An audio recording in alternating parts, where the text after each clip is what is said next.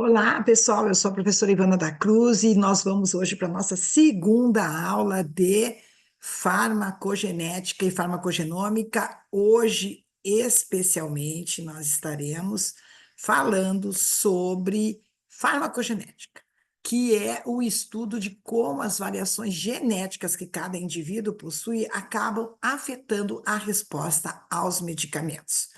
Para a gente poder conversar, inicialmente, vamos relembrar aqui, ó, a nossa boa e velha curva da farmacologia, né? Que ela indica que quando um medicamento é desenvolvido e ofertado, ele vai ter sempre uma faixa de concentração terapêutica, e, né?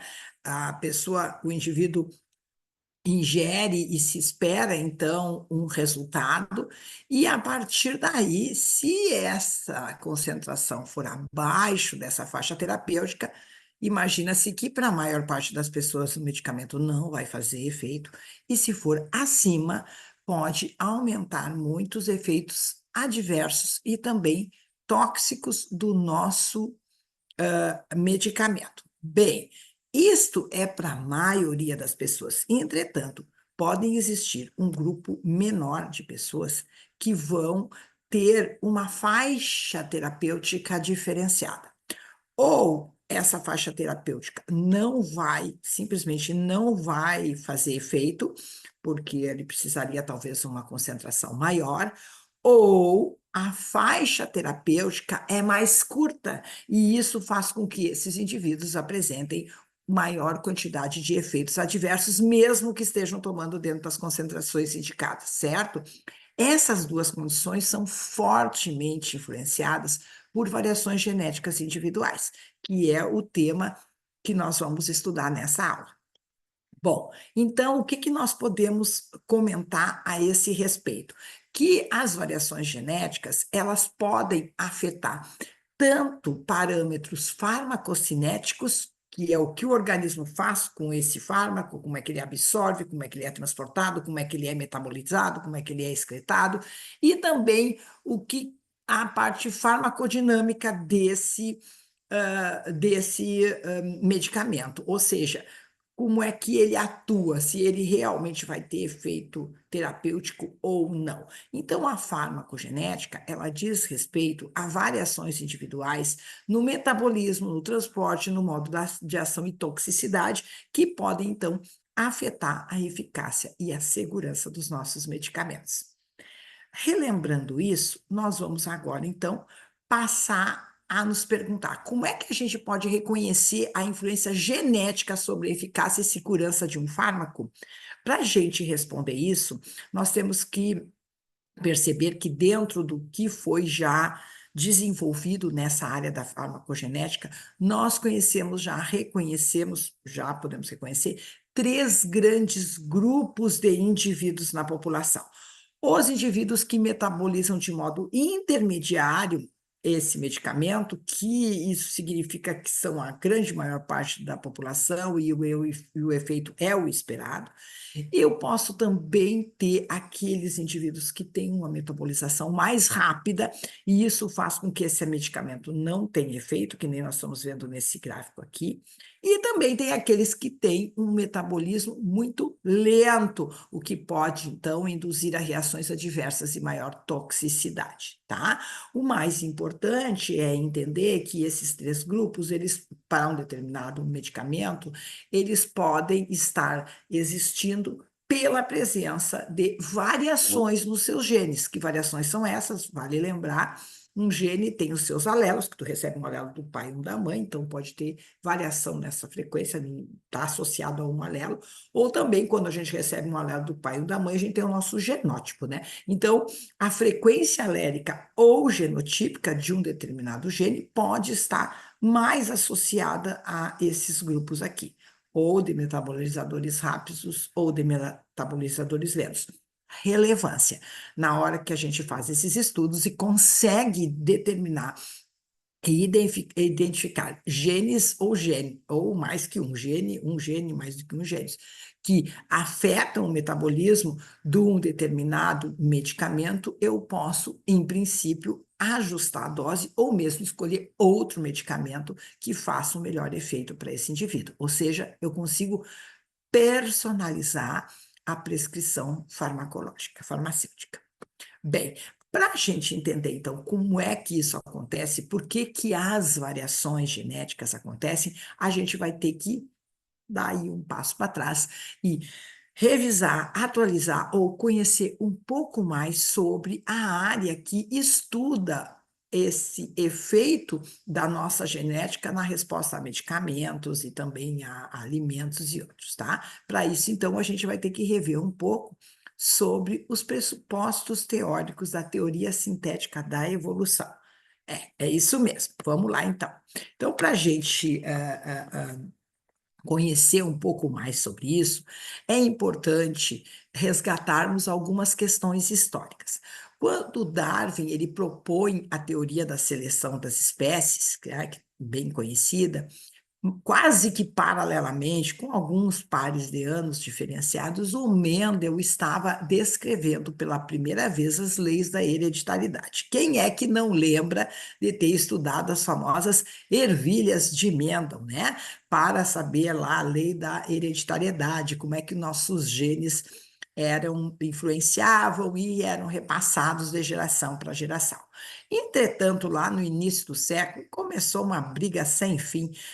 Tinha uns que defendiam Darwin, tinha outros que defendiam Mendel, mas essa condição, esse debate foi evoluído e, através da contribuição de vários pesquisadores entre 1300 a 1050, 1300, não, entre 1930 mais ou menos a 1950, essa reunião de pesquisadores e esse debate deu origem, então, à chamada teoria sintética da evolução, que até hoje é a teoria mais aceita para explicar como é que acontece a nossa evolução, e aí logo em seguida vocês vão entender o que que isso tem a ver com a farmacocinética, tá? Bem, então, e para poder explicar um pouco melhor sobre isso, eu vou falar de um caso típico, muito utilizado nos estudos de genética de populações, que é o caso da mariposa Biston betulária. Depois que eu falar sobre a mariposa, eu também vou falar um pouquinho sobre a evolução humana e por que que nós, a nossa espécie aí, poderia ter tantas, digamos assim, tantas estratégias que fixaram, né, nos nossos genes para a gente responder a desafios ambientais, e um desafio seria o próprio uso do fármaco, tá? Então, vamos falar da nossa mariposa. A Biston betulária é uma pequena mariposa que vive em algumas regiões da Inglaterra e que lá no início do outro século, lá no final de 1800, por aí, essas mariposas, elas eram encontradas e elas estavam muito próximas aos caules das árvores locais que estavam cheios de líquido e, portanto, eles eram esbranquiçados. Isso fazia com que essa mariposa aqui mais clara ficasse mesclada, meio que camuflada no caule e era menos identificada pelos passarinhos, que predavam, né, que consomem essa mariposa e que, portanto, enxergavam mais as mariposas melânicas, aquelas mariposas mais escuras. O que que acontecia? Essa mariposa aqui estava em baixa frequência na população, porque ela era mais consumida, portanto, deixava menos filhos, enquanto que a mariposa mais clarinha estava em maior número. O que aconteceu é que, com a Revolução Industrial, houve uma mudança, infelizmente, as fuligens, né, da indústria começaram a se fixar nos caules e começou a mudar esse padrão mais claro das árvores. Com isso, houve uma inversão e agora as mariposas mais claras eram, ó, reconhecidas mais rapidamente e predadas pelos passarinhos. Ou seja, com o passar do tempo, houve uma modificação na estrutura da genética daquela população. Por quê? Porque a mariposa escura tinha um padrão genético, a mariposa clara tinha outro padrão genético em relação a aléus, na medida que os passarinhos foram consumindo e as borboletas pretas começaram a sobreviver mais, lá pelas tantas, olha o que aconteceu, mudou a frequência. Então, a gente agora sabe uma informação muito relevante. Qual é? Que os efeitos ambientais, eles podem fazer com que as frequências alélicas e genotípicas que nós temos, eles mudem com o passar do tempo, não nós, da nossa população, não é? E isso é muito importante, porque o que importa mesmo é a sobrevivência da espécie. Então, a espécie sobreviveu. Ainda que as mariposas brancas tenham, né, agora diminuído em suas concentrações. A outra informação importante é sempre quando eu falo em genética de populações e evolução, eu estou falando sempre em população e não a pessoa só, tá? Bem, por que que isso também é relevante? Simples, né, pessoal? Se nós não temos algum nível de reserva de diversidade genética, digamos que aquelas mariposas todas fossem só brancas, o que ia acontecer é que essa espécie poderia simplesmente desaparecer, se extinguir, como aconteceu aí com os dinossauros, quando caiu provavelmente aquele famoso meteoro aqui na Terra. Então, a gente manter um reservatório de diversidade genética é importante na nossa vida, e por isso que muitas vezes nós desenvolvemos alguma estratégia, que pode ser até mesmo farmacológica, para a grande maioria da população, mas a gente acaba não pegando, digamos assim, a gente não consegue atingir totalmente essa população justamente por essa diversidade genética. Bem, então, a gente também tem que imaginar o seguinte: será que essas variações que a gente enxerga acontecem iguais em todas as espécies? Não, e em todas as características também não.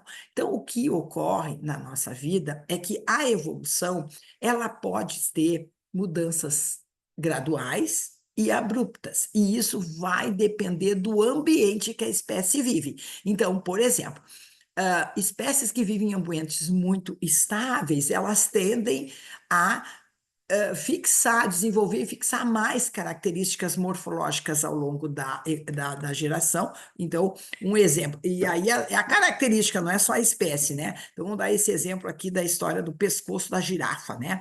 É o famoso pescoço da girafa. As árvores começaram a crescer e é óbvio que aquelas girafas com pescoço maior acabavam conseguindo se alimentar mais, sobreviviam, se reproduziam, passavam esse gene de pescoço maior para a próxima geração, e assim o pescoço das girafas realmente ficaram bem maiores, e esse é um padrão, então, que evoluiu de modo mais lento. Mas também tem espécies que vivem em ambientes extremamente instáveis. E aí a melhor estratégia de adaptação a essa instabilidade é tu desenvolver e tu fixar genes que respondem mais rapidamente a elas para que a espécie sobreviva. Aí, geralmente, as características que vão evoluir nesses indivíduos são características fisiológicas e comportamentais que, ó, permitem que ele rapidamente consiga evoluir. Um exemplo é a questão do nosso padrão de controle de temperatura interna, né? Antigamente lá os répteis não tinham isso, a gente consegue, hoje está frio, amanhã está quente, e a gente consegue se estabilizar mais rapidamente sem sofrer e sem morrer. Bom, sofrer a gente sofre, morrer aqui não. Bom, então a gente entende que essas mudanças abruptas elas permitiram a fixação de genes que a gente consiga responder rapidamente a esse ambiente. No caso da espécie humana, nós evoluímos num ambiente extremamente variável lá nas savanas africanas. Tá? E é por isso que quando a gente vai enxergar a evolução da nossa espécie em relação a todos os organismos vivos, a gente vê que a nossa evolução é muito rápida, né? Por exemplo, Os primatas, eles surgiram cerca de 70 milhões de anos atrás, mas os hominídeos, e principalmente a nossa espécie, 1,5 milhão de anos. É muito rápido, tá? E isso é importante entender que só foi possível justamente porque nós temos um grande reservatório de padrões genéticos e epigenéticos que permitem que a gente responda rapidamente aos desafios desse ambiente extremamente instável e que, inclusive, estimulou muito o nosso cérebro e que permitiu a esse nosso desenvolvimento cognitivo notável em relação, quando se compara com outras espécies, tá? Por que que isso é importante em termos de farmacogenética? Porque, na realidade, junto com essa evolução morfológica, que teve de pequenas mudanças em relação aos primatas, e na evolução comportamental, a base é um padrão fisiológico que permita essa evolução comportamental. Por exemplo, nós humanos, nós comemos uma grande quantidade e variedade de comidas e nós comemos e consumimos muita proteína quando a gente compara com outro primata, com um chimpanzé. Por quê? Porque nós temos um sistema de desintoxicação, que é o sistema da citocromos P450, ó, muito mais versátil e eficiente, né? A ponto de nós conseguirmos, então, metabolizar rapidamente os produtos tóxicos que adviriam das proteínas que animais, que sim, podem ter esse grau de toxicidade, mas não faz mal. A gente consegue trabalhar muito bem com isso. Só que agora, vamos lá, como nós estamos nesse ambiente diverso em que a gente consome muita coisa, a gente também está consumindo os fármacos, e aí necessariamente não vai ser bom a resposta para todo mundo. Bem, então, dentro disso que eu expliquei para vocês aqui, quais são as definições que levam e quais são os marcos teóricos que fazem a pressuposição dessa evolução. Esses marcos teóricos estão associados à questão da genética das populações. Quem evolui sempre é uma população, não um indivíduo sozinho. Então, a genética de populações, ela estuda a distribuição da variação de alelos de um mesmo gene naquela população e de genótipos, de, né, combinações que existem nessas populações, certo? Então, os conceitos fundamentais são: população genética é uma população que compartilha um pool, um conjunto genéticos, né, os seus indivíduos, e frequências alélicas e genotípicas. Esse conjunto genético geralmente tem uma frequência de alelos e genótipos para cada gene, que é mais ou menos similar para a maior parte dos indivíduos daquela população, mas existem sempre os extremos da curva, como acontece na farmacogenética que eu mostrei em relação aos metabolizadores lentos e rápidos. Bom, então, como é que acontece essa variação? Bom, as populações de uma espécie, elas não estão todas elas ligadas 100% aonde ela se distribui. Sempre acontece de uma população ter permanecido um pouco mais isolada que a outra, estar mais adaptadas a ambientes um pouco diferentes dos outros. Tu imagina que nós temos lá ser humano vivendo no Saara, outros vivendo lá no Alasca, certo? Então, isso vai fazer com que, na grande maior parte das vezes, as populações, em termos espaciais, possuam algum tipo de distribuição diferente das frequências alélicas e genotípicas. Vamos ver um caso bastante conhecido de todos nós, o famoso sistema sanguíneo ABO, né? Todo mundo aqui sabe, geralmente sabe qual é o seu genótipo, né? Se a pessoa é A, se é B, se é O. Também conheceu lá no ensino médio que o alelo A e B são codominantes e o alelo O é recessivo em relação ao A ou B, que os genótipos possíveis são A, BB, O, A, B, B, A, B, certo? Quando a gente vai estudar a distribuição da frequência desses alelos, o que que a gente observa?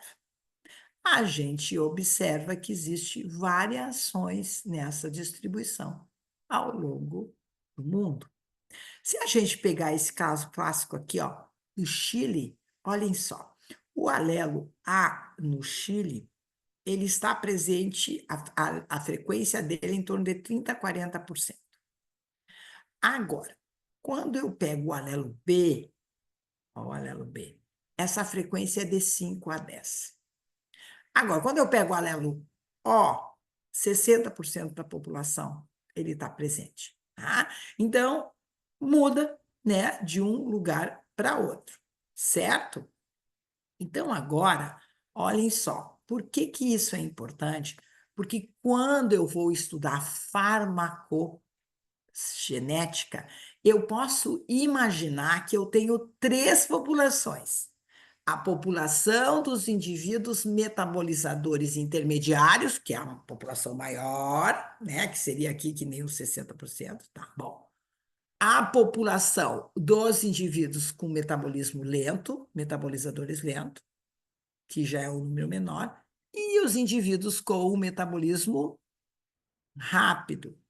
E aí, quando eu vou a observar padrões de variação de frequências aléricas, principalmente de genes que estão associados à desintoxicação, eu posso encontrar diferenças entre elas, indicando então que aquele gene está tendo um efeito farmacocinético, genético, desculpe, em cima da resposta à medicação. Bora ver, então, que tipos de variações genéticas são essas e como elas ocorrem. Vamos respirar um pouco. Vamos tomar um mate. Afinal, isso aqui é uma aula. Ela não é uma informaçãozinha de TikTok. Vamos respeitar aqui a professora, molhar um pouco a garganta. E bora lá. Vamos falar então dos tipos de variações genéticas que podem estar associados a um efeito farmacogenético. Ó, se vocês estão escutando esse barulho aí são as minhas pererecas e sapinhos, porque aqui só chove, né? Então tem perereca e sapo para tudo quanto é lado. Bom, fechado o nosso intervalo comercial, vamos voltar aqui para as variações genéticas. Vamos lembrar que todas as nossas células nucleadas, elas vão possuir internamente o nosso material genético, né? Quem é que não estudou isso? Que estão dentro, que se constituem em cromossomos. Os cromossomos, cada cromossomo tem uma molécula de DNA associada a proteínas estonas e não estonas que permitem essa a manutenção da cromatina e dos cromossomos. Quando eu vou analisar o DNA desses cromossomos, eu consigo encontrar sequências genéticas, né? Sequências genéticas que representam genes. Os genes dos eucariotos, eles têm uma estrutura mais complexa do que um gene de procarioto, bactéria, que é um gene grudado do lado do outro e ponto final. E essa estrutura envolve o quê? Uma sequência de DNA de bases nitrogenadas que eu chamo de região promotora, do qual ali se ligam moléculas regulatórias, sinalizadoras, como hormônios, fatores de transcrição, fatores de crescimento e outras moléculas que têm essa capacidade, essa afinidade. Aí, assim que ocorre, né, o códon de iniciação, que depois vai marcar onde é que vai estar o RNA que vai dar origem, vai informar o tipo de proteína que vai ser sintetizada. Eu vou encontrar sequências de DNA, bases nitrogenadas, chamadas exon, intermediadas, né, por sequências de DNA chamadas intron. Então, um gene pode ter sequências exons e introns, o tamanho dessa sequência e o número delas é variável conforme qualquer tipo de gene. Quando esse gene vai ser transcrito, ele inicialmente forma um RNA heterogêneo, ou seja, é produzido um RNA, uma fita única, com as sequências nitrogenadas dos exons e dos introns. Mas, no momento que esse RNA vai sair do núcleo para o citoplasma, para migrar até o retículo endoplasmático rugoso e servir de molde para a produção de uma proteína ou uma pequena cadeia polipeptídica, vai acontecer um processamento ou splicing em que os introns são retirados para formar o meu mRNA maduro, que vai então ser utilizado para a síntese dessa proteína ou cadeia polipeptídica, ou mesmo para a síntese apenas de uma molécula de RNA. Bem, por que que isso é importante? Porque quando eu vou falar em variações genéticas no gene, no alelos, elas podem estar acontecendo na região promotora, em exons, em introns. Pode estar havendo uma série de variações nesse meu padrão de DNA que está associado àquele gene e associado à proteína ou à cadeia polipeptídica funcional, que simplesmente pode mudar, digamos assim, a minha eficiência em metabolizar de modo intermediário este fármaco. Eu expliquei isso bem devagar, porque na hora que vocês forem ler alguns artigos científicos, pode ser que ele esteja informando isso para vocês, tipo assim, esse alelo aqui está causando um splicing aberrante, né? Está cortando um pedaço que não deve, né? Esse polimorfismo aqui está na região promotora, que a região promotora faz o quê? Pode aumentar, segundo a sinalização, a quantidade de RNA que vai ser feito, ou pode diminuir, ou pode simplesmente inibir o gene de produzir esse RNA, né? Então, isso pode estar acontecendo. Falado sobre isso, então, o que importa a gente saber? Que os nossos genes podem ter variações que afetam a qualidade e a quantidade de RNAs ou proteínas, e que essas variações são conhecidas como polimorfismos. Eu vou pedir um break aqui rapidinho, senão vai terminar minha bateria, eu não quero perder esse filme. Um minutinho.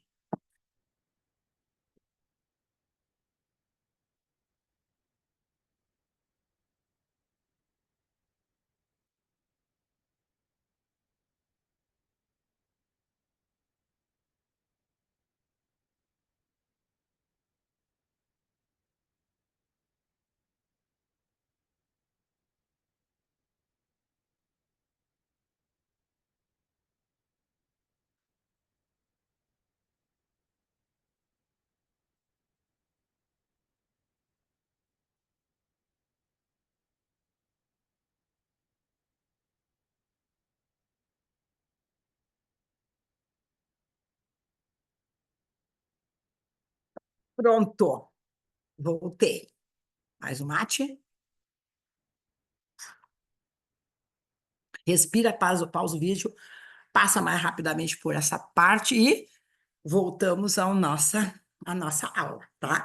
Então, como eu estava falando, os nossos genes podem ter essas variações que afetam a quantidade, a qualidade de RNAs e proteínas, né? Pequenas cadeias polipeptídicas que têm menos que 100 aminoácidos, e a gente chama essas variações de polimorfismo. Isso significa polimorfismo. Geralmente, os polimorfismos são considerados quando eles aparecem em pelo menos 1% da população. em percentuais mais baixos, aí a gente chama de mutações que são mais raras e tal. Então, vamos nos ater aos polimorfismos. Esses polimorfismos, particularmente, eles vão afetar a sequência do meu DNA, e isso pode, então, causar alterações ou na transcrição ou na proteína.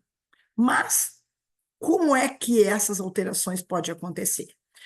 O tipo mais frequente são os chamados Single Nucleotide Polymorphisms, ou SNPs, tá? Que são justamente variações que ocorrem em um único nucleotídeo, né? Então, ele vai acontecer, por exemplo, aqui tinha um A e, de repente, aconteceu uma substituição por uma guanina, né? Ou uma timina, e aí, olhem só, e eu posso ter mais que um alelo, né? Que nem um ABO. E aí, simplesmente, essa variação aqui pode alterar lá a minha estrutura e função da proteína, certo? Esse aqui é o tipo de polimorfismo mais comum que vocês vão achar na hora de ler estudos farmacogenéticos, tá? Bom, mas também tem os polimorfismos indels. O que são esses? Quando pequenas inserções ou deleções de nucleotídeos acontecem em um gene. Então, olhem aqui, ó. Aqui estaria o fenótipo normal, que a gente chama sempre de fenótipo selvagem, né? Que é aquele mais, o comum, aquele que provavelmente na evolução apareceu primeiro, tá? Então, se eu pegar esse fenótipo selvagem aqui, ó, eu vejo que eu tenho CATAAA. E aí acontece que, por algum motivo lá, deu bem que no reparo, podem existir pessoas, ó, que simplesmente eliminaram, não tem o ATA aqui, o ATA, né? Ou também podem existir outras pessoas que têm uma sequência a mais aqui em relação a isso. Então, a gente diz que esse gene sofreu uma deleção ou uma inserção. Às vezes acontece as duas coisas, tá? Então, isto pode afetar a nossa resposta a um fármaco? Sim, dependendo do gene e das condições. O outro tipo de polimorfismo que pode existir é aqueles que têm sequências repetidas de bases nitrogenadas. Às vezes, um gene tem uma sequência assim, CTTTA, CTTA, CTTA, e essa sequência se repete 10, 20, 30 vezes. E aí, nesse gene normal, que ele está ali, eu tenho essa repetição curta no gene selvagem aqui, ó, que seriam 23, e de repente tem pessoas que, ao longo da evolução, acabaram fixando, né? Elas têm apenas um a outro alelo que falta aí, ó, algumas bases, né? Umas 9 pares de bases aí, acho que 10, 13,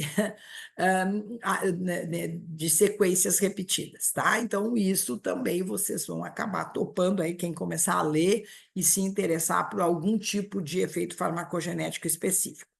Eu também tenho aqueles genes que têm variação no número de cópias e de segmentos, tá? O que significa isso?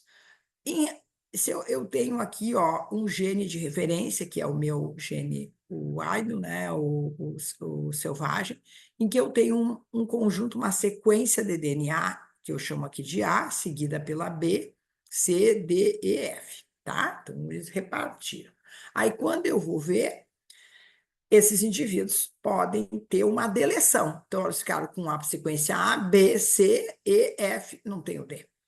Outros podem ter duplicados, A, B, C, D, D. Outros podem ter duplicado muitas vezes, né? Só ter D, D, D, D, D, D e perdido outros pedaços. E outros podem ter invertido as sequências, tá? Então, isso é importante porque muitas vezes alguns genes que vão apresentar essas características, eles acabam determinando muito, até mesmo tipo de medicação ou até mesmo o diagnóstico de alguma doença. Isso é muito comum quando a gente vai tratar de câncer, tá? De mutações associadas a câncer. Bem, então, pessoal, agora a gente já revisou coisas importantes, já revisou como é que funciona o nosso gene, como é que ele está estruturado, que tipos de variações a gente tem. Podemos voltar aqui para as nossas mariposas, tá? Então, como eu comentei com vocês, as variações genéticas podem acontecer ao longo do tempo e espaço, de acordo com mudanças ambientais, tá? Então, no nosso caso aqui, mudou o ambiente, isso acabou mudando o valor adaptativo que a gente chama dessas borboletas, porque essas aqui passaram a ser mais consumidas, deixavam menos filhos, e essas menos consumidas deixavam mais filhos, mudou a frequência. Bem, por que que existem essas variações e como é que nós, em termos da genética, trabalhamos com elas? Mais ou menos quando estava sendo muito estudado, muito investigado, muito debatido essas questões genéticas, dois pesquisadores, dois grandes pensadores, que é o Hard e o Weinberg. O Hard era matemático, o Weinberg era médico.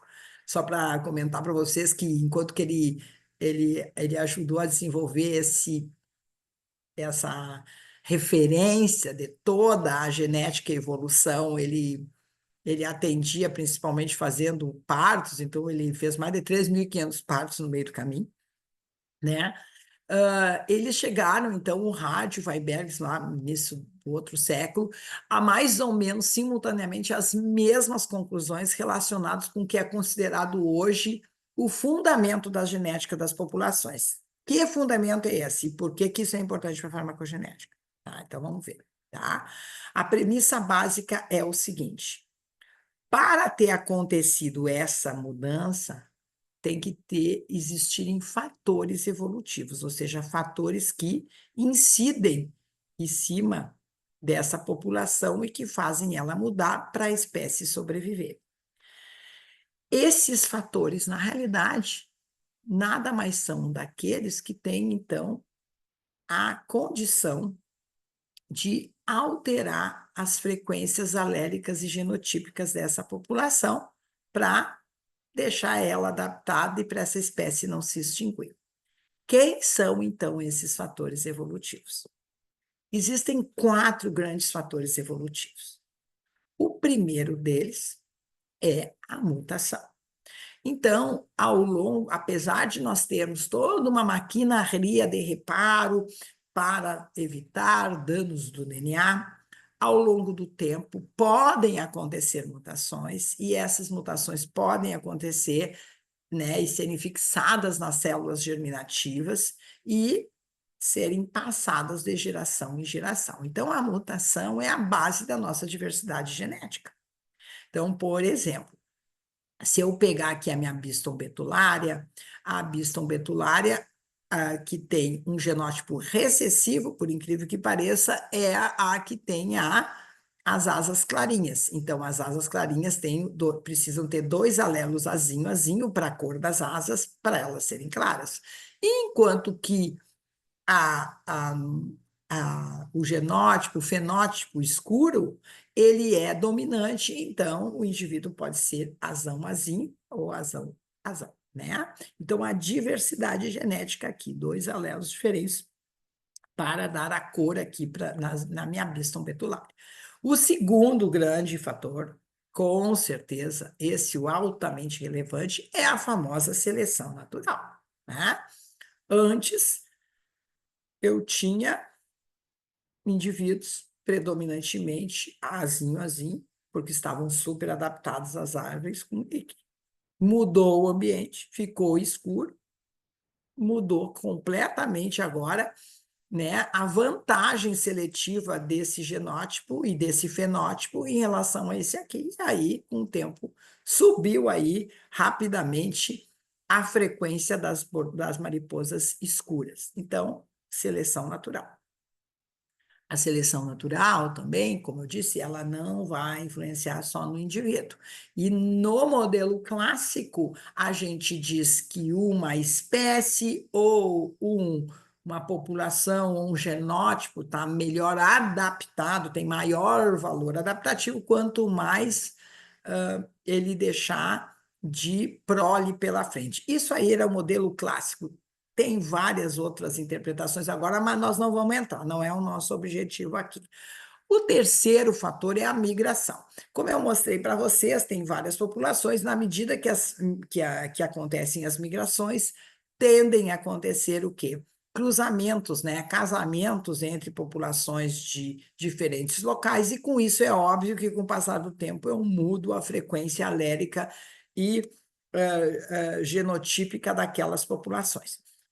E, por fim, eu tenho um quarto fator, que é chamado de deriva genética, que acontece só quando a população é muito pequenininha, que por algum evento estocástico aleatório, que pode acontecer, uma catástrofe, sem querer, tu muda a frequência da população. Então, eu gostei um monte desse esquema aqui, que mostra aqui uma população de besourinhos, e a pessoa, sem querer, pisou em cima. Antes tinha 3 aqui desses besourinhos, agora só tem um, mas não tem um porque houve uma seleção, uma mutação, uma migração, simplesmente porque a população era pequena e aí aconteceu isso.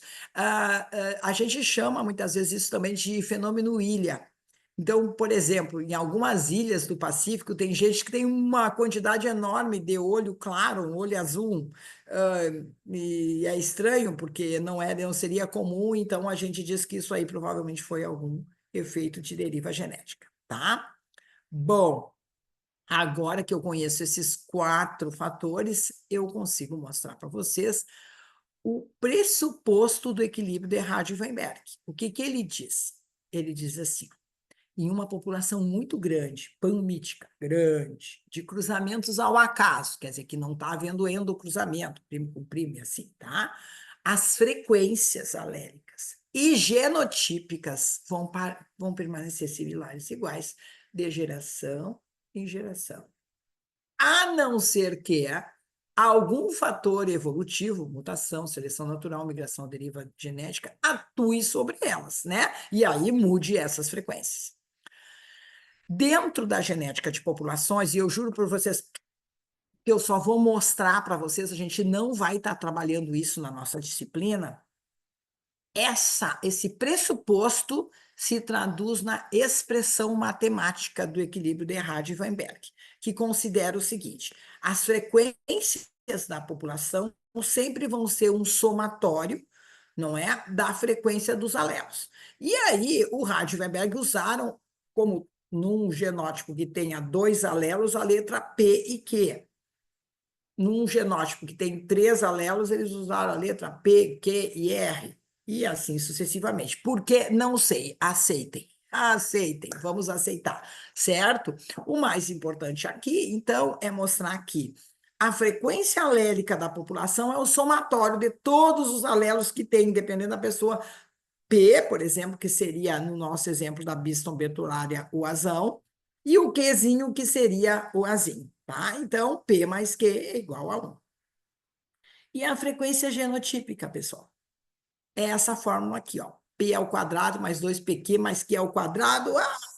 Não gosto de matemática, eu não quero saber. Calma, é para vocês entenderem o princípio aqui. E o princípio é bem fácil dessa frequência. Essa pequena equação, ele diz o seguinte, que o número de pessoas com um genótipo P ao quadrado, ou seja, que receberam um P da mãe e um P do pai, tá? É um quarto da minha, é um quarto da minha população. P ao quadrado, P ao quadrado, tá? O número de pessoas que receberam. Ai, aqui tem um errinho. Deixa eu já arrumar, porque Deus me livre. Ai, agora aqui eu vou ter que arrumar. Ah, mas eu vou ter que arrumar, não quero nem saber. Opa, de novo. Vamos arrumar juntinhos, porque daí não. Se eu deixar esse negócio aqui, depois alguém vai vir. Ah, professora, não era assim. Então vamos arrumar, tá? Vou botar aqui, ó. Q ao quadrado, né? Vamos diminuir de tamanho. Oi, rapidinho, povo, rapidinho. Nós estamos dando aula, tá? Tá aqui em cima, vamos diminuir de tamanho. Isso aqui vai dar certo. Eu acho que eu posso botar assim. Pronto. Ó, ficou bonitinho, né? Tá. Então, deixa eu fazer isso, porque depois eu vou fazer o PDF para vocês. Deus o livre fica errado. Voltamos a essa explicação. Tá. Então, o que que vai acontecer? Opa. De novo, frequências genotípicas, P ao quadrado. Um quarto da minha população tem o azão azim. O Q ao quadrado é um quarto também, e o 2PQ é o azão azinho duas vezes, ou seja, aquele bom e velho quadro de Punnett que todo mundo trabalhou lá no ensino médio quando viu Mendel. Então, essas são as frequências, né, genotípicas. Mas aí eu estou falando um quarto aqui apenas teoricamente, elas podem variar. Pode ser que naquela nossa população lá antigamente existia um maior número de indivíduos azim, azão azinho, azinho, azinho, né? E agora eu tenho mais gente desses aqui. Essa equação aqui, ela é base para nós podermos entender a farmacogenética também. Por quê? Porque, como eu falei para vocês, se eu imaginar que eu tenho três populações aqui, metabolizadores lentos, normais e rápidos, certo? O que que vai acontecer? Quando eu comparo em relação a um determinado gene, a frequência desses alelos ou desses genótipos, geralmente essa comparação a gente usa teste do Q quadrado, o exato de Fischer, elas podem ser diferentes. Se elas forem diferentes, isso indica a associação entre aquele gene e aquela situação de metabolismo. Se elas forem iguais, é porque aquele gene não tá afetando a nossa resposta, certo? Então, tudo é matemático, mas esse é um matemático bastante simples da gente enxergar se a gente tiver todas as informações que eu dei para vocês. Então, quando vocês estiverem lendo um artigo de farmacogenética, isso está por trás. Os indivíduos então têm, não têm, qual é a frequência? Às vezes todos têm, outros não têm, tá? Então, se a frequência mudar de um alelo ou de um genótipo for mais baixa ou mais alta em relação ao genótipo intermediário, estamos diante de um efeito farmacogenético. Tá? Bom, por que que isso é importante? Porque na medida que a gente vai fazendo esses estudos e vai realmente vendo que aquele gene tem essa influência, a gente pode, com o passar do tempo, desenvolver estratégias para diagnosticar rapidamente esse gene e ajustar as doses ou mesmo a medicação para aquelas que têm a maior eficiência terapêutica no indivíduo. Ou seja, eu consigo personalizar o meu atendimento farmacêutico a essa pessoa, a esse paciente. Bom, vamos ver um caso? Vamos agora trazer isso para mais próximo da gente? Eu vou dar um exemplo aqui, que é do gene CYP2C19, associado ao tratamento do medicamento chamado clopidogrel. O clopidogrel, ele geralmente é utilizado na prevenção de eventos cardíacos e vasculares para reduzir o risco de infarto, o risco de AVC, o risco de síndrome coronariana aguda ou mesmo doença arterial. Por quê? Porque ele também pode ser usado na prevenção de pacientes que já foram submetidos a alguma intervenção cardiológica. Por que que a gente usa esse medicamento? Porque ele inibe a agregação plaquetária. Então, ele deixa, como a gente diz, o pessoal, o povo por aí, o sangue mais fino, né? Ele impede a formação de coágulos. Bom, esse medicamento aqui, como é que ele é metabolizado? Quando o indivíduo, o paciente, ingere, não é essa medicação, ela vai acontecer primeiro sobre a forma de um profármaco, ele não está na sua forma ativa. Ele é absorvido, então, lá na região gastrointestinal, aquilo ali, né? No intestino delgado, por ação, por auxílio de P-glicoproteínas P. E quando ele entra na corrente sanguínea, parte dele já se torna metabólito inativo e outra parte ingressa para dentro do fígado, que também, a partir daí, forma uma porção aí de metabólito inativo. Mas, dentro do fígado, por ação de enzimas citocromo P450, ele vai ser transformado efetivamente num metabólito ativo. Entre as enzimas que fazem esse processo, eu tenho aí a CYP2C19, certo? Bom, esse metabólito ativo, agora, ele é capaz de inibir o receptor P2Y e, com isso, efetivamente diminuir a ativação plaquetária e a formação de trombos, tá? Então, essa aqui é a via comum. O medicamento foi desenvolvido para justamente ter essa ação, mas não é todo mundo que vai responder a ele, tá? Vamos ver por quê. O gene da enzima CYP2C19, ele está localizado no cromossomo 10. E quando a gente vai fazer aquela análise lá do P ao quadrado mais 2PQ mais Q ao quadrado, né? Que pode ter mais alelos, a gente observa que tem três grandes classes de alelos, porque eu também acho que eu não sei se eu cheguei a falar para vocês, mas às vezes também a variação pode acontecer com um SNP aqui nesse segmento do gene, outro num outro segmento e outro num outro, e aí a interação entre eles é que forma os fenótipos diferentes. Então, 63% das pessoas tem o alelo selvagem 1 normal, 13% tem o alelo 2 ou 3 que causa perda de função, ou seja, a pessoa toma o medicamento, mas não acontece nada, e de 23, aqui também tem um errinho, tá?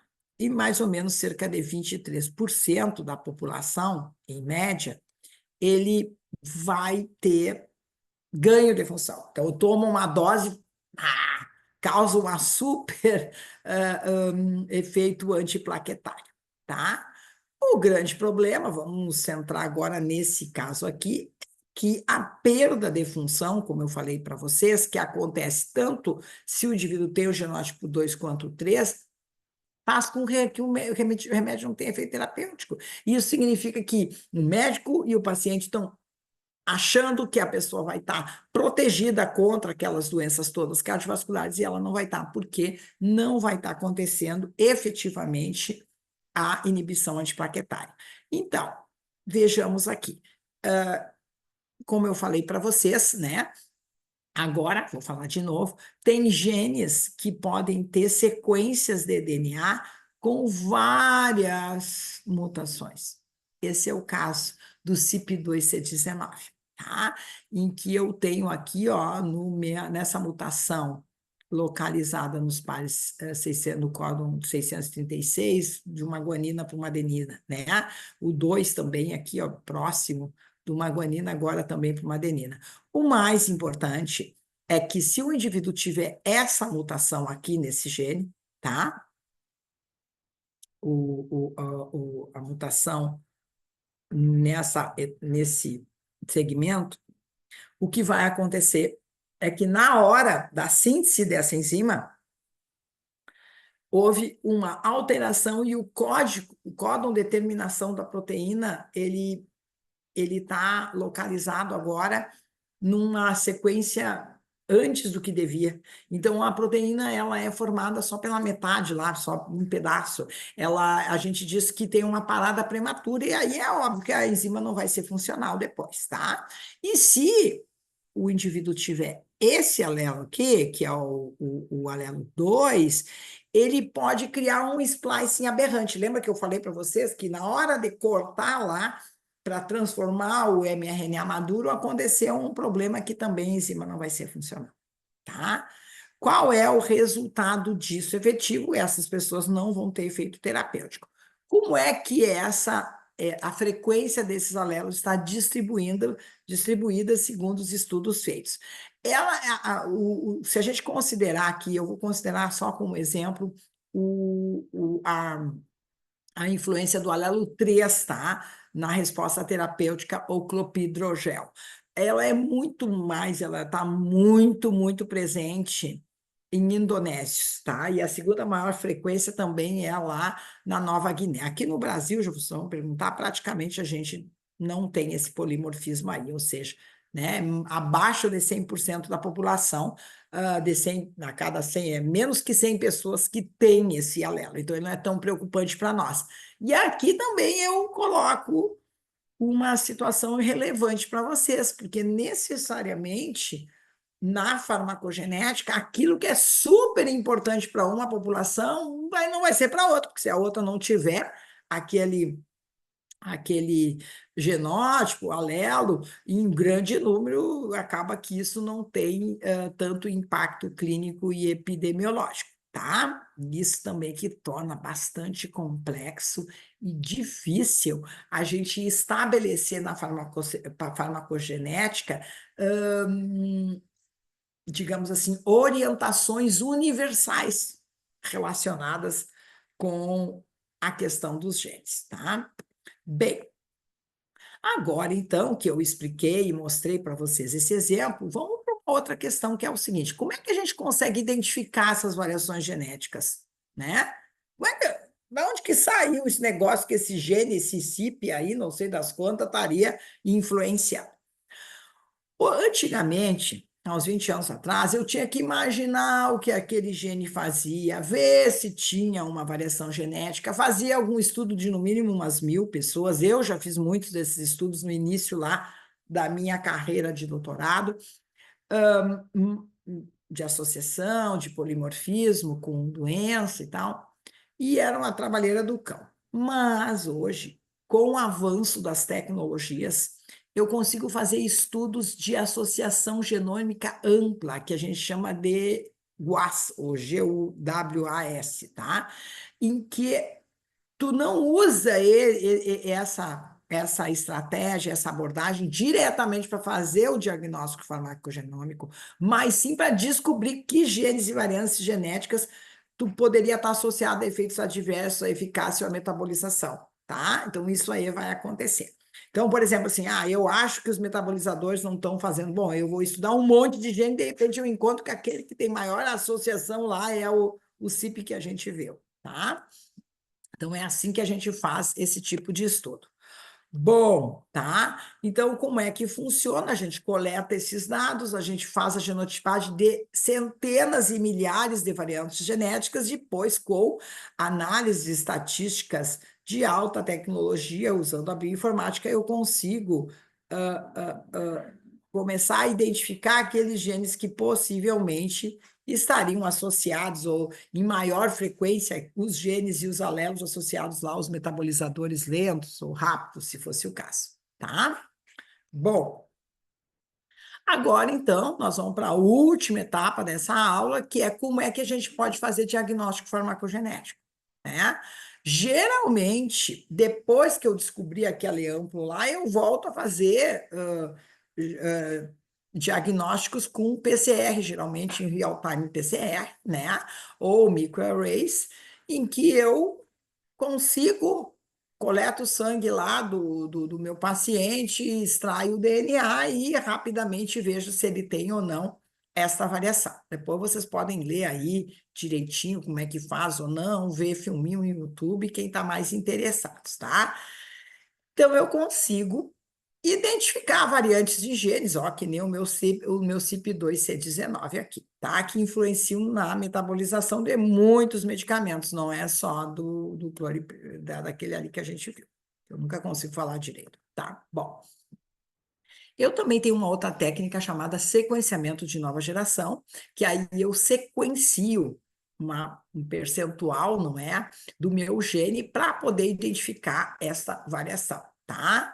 Isso aí é feito principalmente, eu uso essa estratégia quando essa variação envolve inserção, deleção, variação no número de cópias, que aí é mais fácil, tá?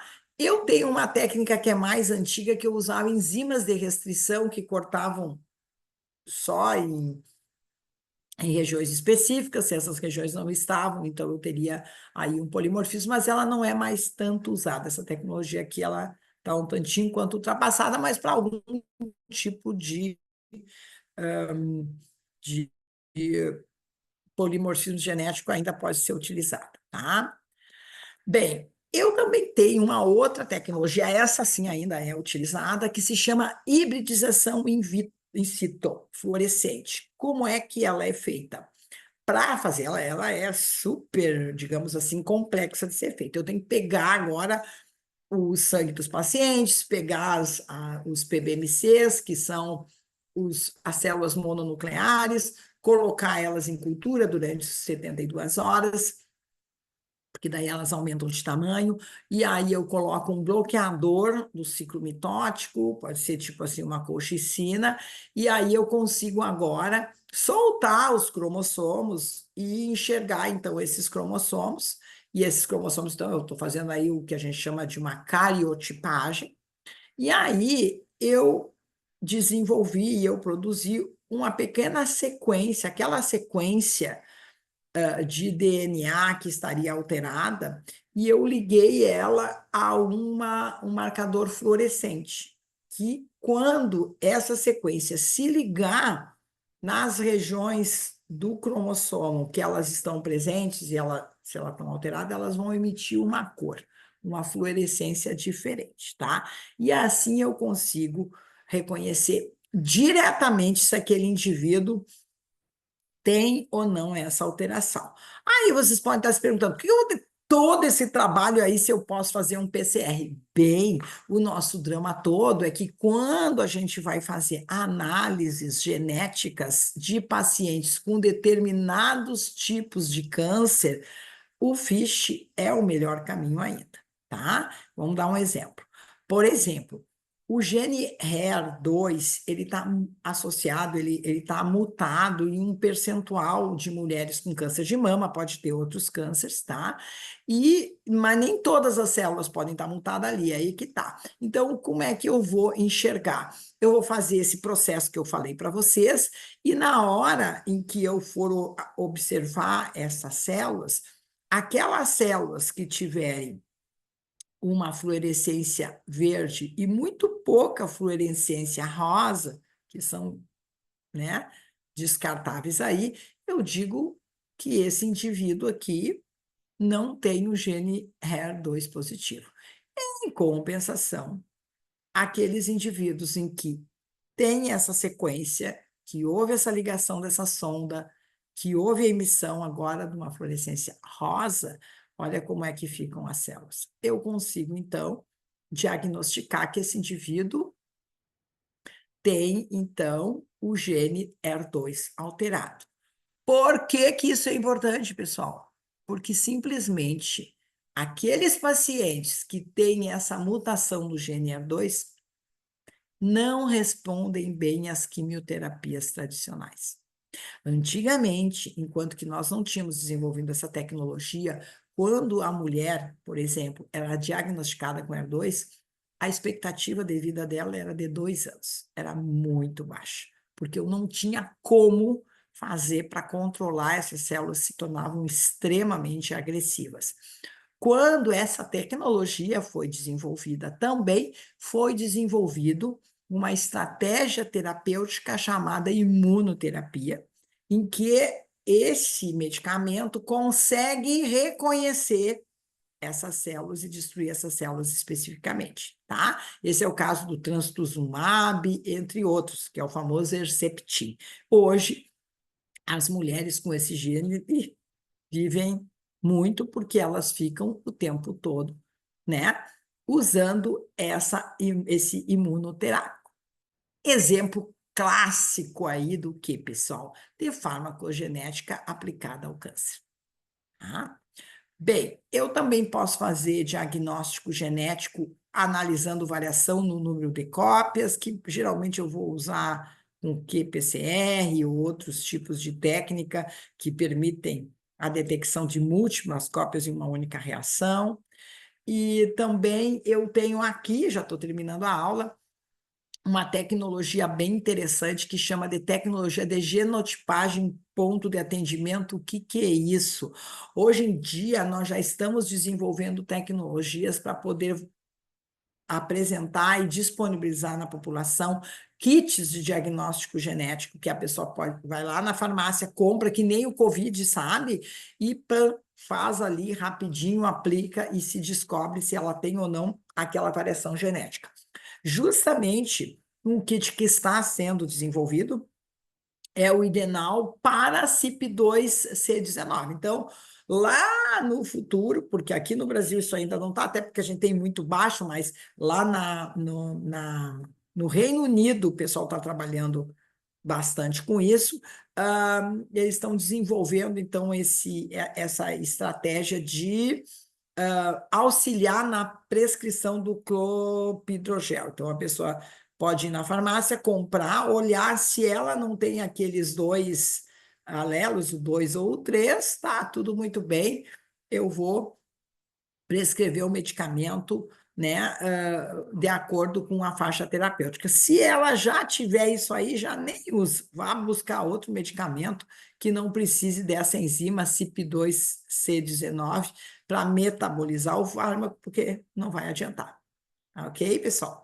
Bem, então, agora eu volto aqui para vocês. Eu sei que a aula era grande, mas é a aula, tá? Vocês podem assistir. Eu vou deixar para vocês também o PDF dessa nossa aula aí, para que vocês consigam acessar a essa informação. Quer saber mais? Quer esclarecimento? Procura lá meu grupo no WhatsApp, fala com a gente, manda mensagem aí pelo canal do YouTube que nós estamos aqui para vocês, tá? Beijo e até a nossa próxima aula.